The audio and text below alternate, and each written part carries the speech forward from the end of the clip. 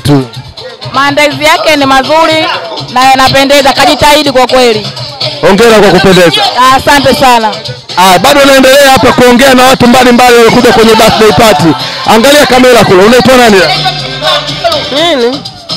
Jina lako nani? Recho. Unaishi wapi? Hapa Sakumusho.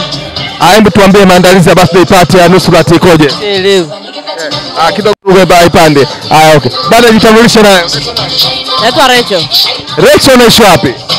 Natoka Saku. Kwanza hongera kwa kupendeza. Nani amekuvalisha? Nashukuru Mungu, ni Mungu tu. Mambo ya Mungu. Asante. Hebu tuambie maandalizi yako vipi hii birthday party kama unavyoiona hapa?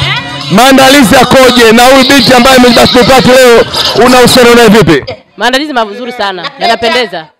Mimi nikushukuru. Asante sana. Hapa pembeni yangu tunaye huyu mwamba bwana, angalia kamera kule, jitambulishe unaitwa nani? Mimi naitwa Said Shah, au sio? Nipo hapa katika shughuli ya maarufu kwa jina la Kidali. Maarufu kwa jina la Kidali, na sio nipo katika maarufu hapa shughuli ya dada yetu na tunatamba naye. Asante. Dada, na habari yako? Njema. Hali yako? Njema, za wewe? Unaitwa nani dada? Naitwa Rahma au Mama Bautrika.